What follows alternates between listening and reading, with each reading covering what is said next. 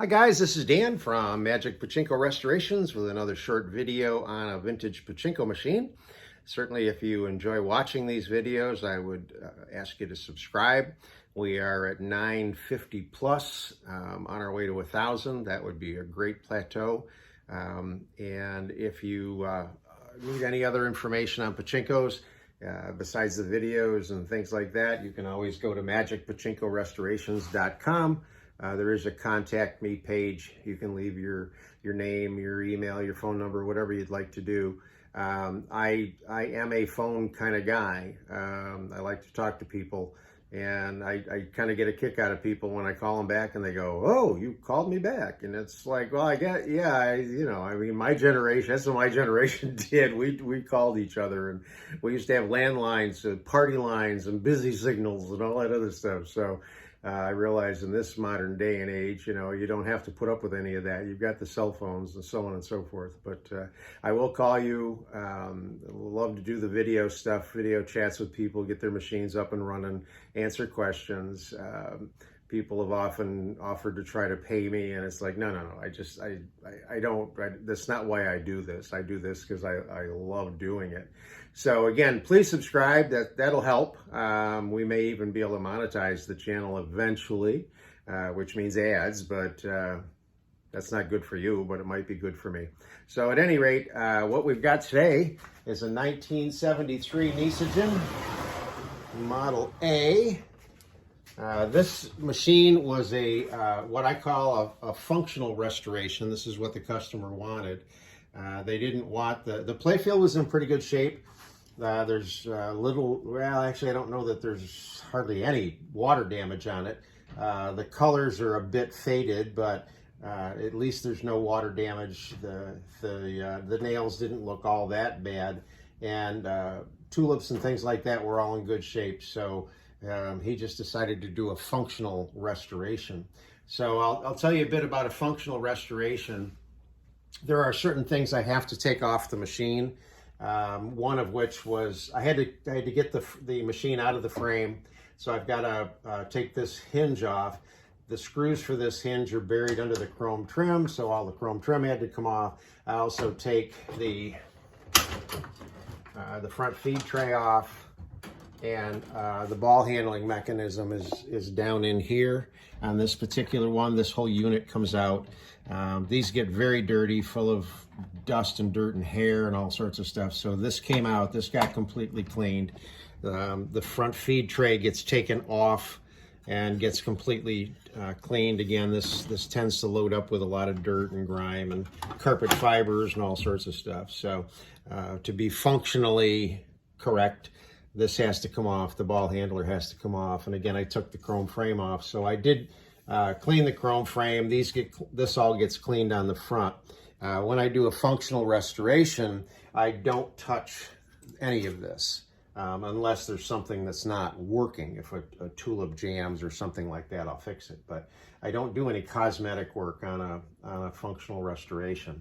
So this piece of plexiglass is an older piece. For some reason, my plexiglass cutter crapped out on me, so I will end up putting a new piece of plexiglass in here. This is an older one that's got the little how to play Pachinko on it. Also put some spare feet that I had just to provide some stability for the machine. So what I do with a functional restoration, take a look at the back here. All of this comes off, everything comes off, everything gets stripped off of the backboard completely. And then once everything is off, I sand it down, give it a coat of polyurethane so it's sealed now, it won't absorb moisture anymore. And then all of these parts get taken apart down to their basic components and cleaned, and then everything gets reassembled.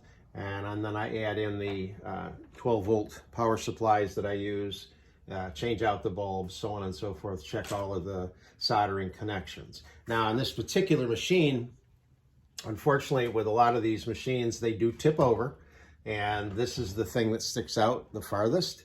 And this, from about here all the way down and around, was broken.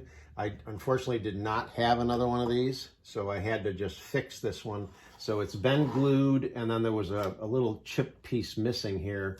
So to help hold it, again, just some tape, and this would keep any balls from sneaking out at this end. There's also a large cover right in this area that's missing. It would hold this down. This is your jackpot cover, and there's a piece, but it's basically just a dust cover. So it does not affect the functionality of the machine. All the rest of the parts were there, so we were good. So when you go to set this machine up for play, this machine only needs about 250 to 300 Pachinko balls. Some people have asked how many balls you should have, and I always tell them as many as you can get, anywhere from 250 to 750. And recently I was cleaning some of the Pachinko balls that I have, and I counted a whole bunch of them.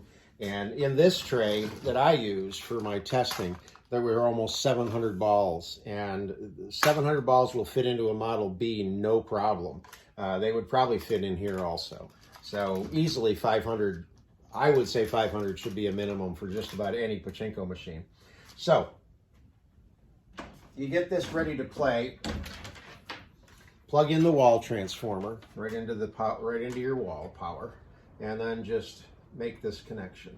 And when you do, this light will come on. This is the ball out light.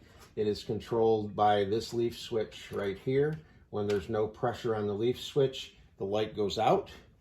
And when this drops and it pushes the two leaves together, it'll turn this light on. The second thing that you need to be aware of is over here. There is a lever that says shut and open. Right now it's in the open position, meaning that the tabs, the brass tabs, are up out of the way so that the balls would exit out the machine. When I lift up on this, it drops the brass tabs down in. So let me get a closer view of this. I think you can see it. There's the brass tabs right there. And this would lift up to let the balls exit. And this is the normal play position. You want it down like that. So that's the second thing you would do, is make sure that this is in the shut position by pushing up on this. And then you start with a handful, and you're going to drop them in the upper tray.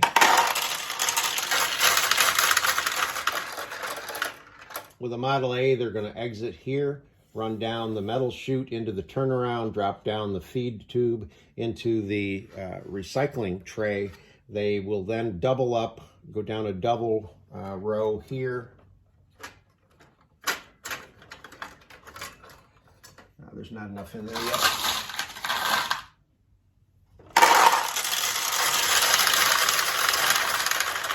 Okay, so now you can see the double row and into the jackpot, and that's where they stop.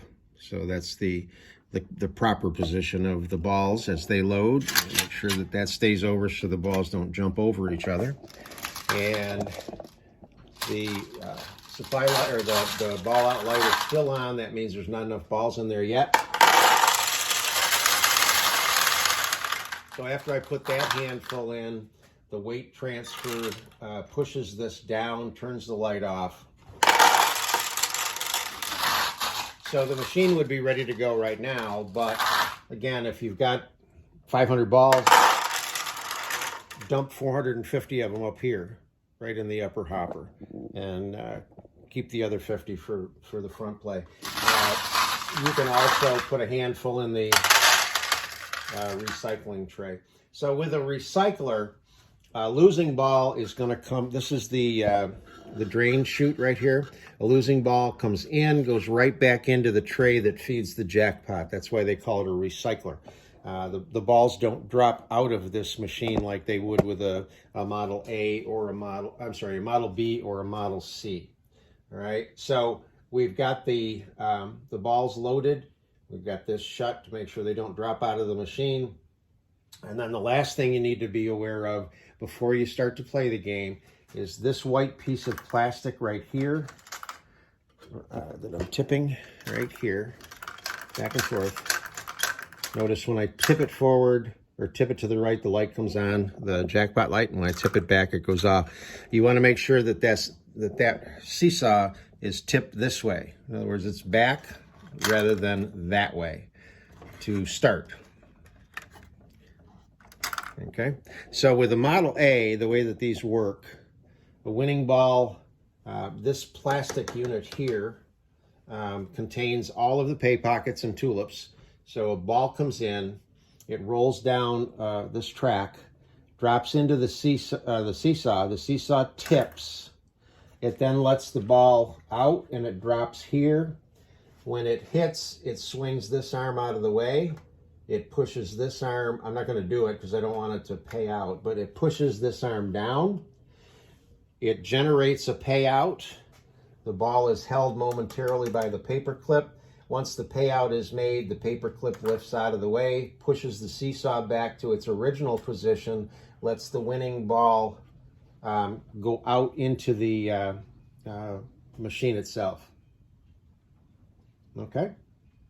So that's how it works. So we're going to turn this around.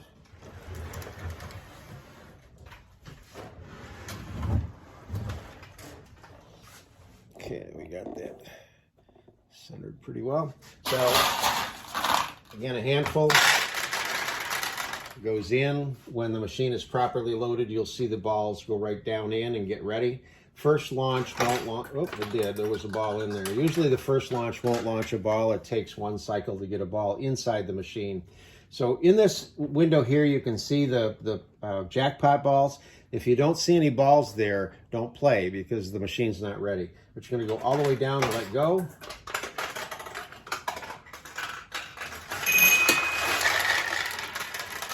So I got lucky. I dropped the ball right in the center. Internally, it goes down through and opens tulips, okay? When the tulips are open, it's a much larger target. So I'll try to see if I can... I got it in the tulip.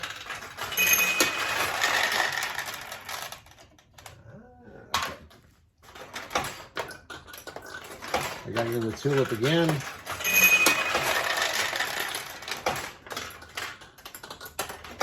What I'm trying to do is get it to go into this tulip by not quite, if I press all the way down and let go, the ball's going to stay on the right side of the machine. If I don't press it quite all the way down, I can get it to stay on the left side of the machine. So I'm trying to put it in this tulip. That might go. There we go.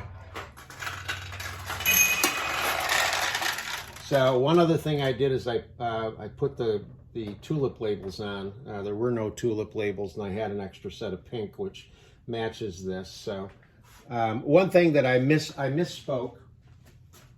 This particular machine does not dump the balls into the lower tray like some of the Model A's do. What it does is it actually drops them out of the machine right here, right there. So what you want to do is you want to get something similar to this. This is something that a friend of mine made, but you need something like that so that when the ball drops out, I know why. It just dawned on me. Another part is missing. Actually, I'll see if I have one of these. I might. There should be a piece that goes from here to here and would put the winning ball out front. If I can find it, you'll see the piece here, and the winning ball will go out the front. If I don't have one, then you're going to have to put some sort of a little box here and catch the winning balls and eventually put them back in either one of the hoppers. Okay?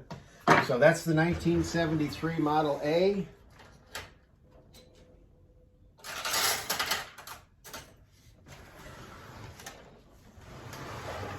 Pretty machine, functional restoration. Hope you like it.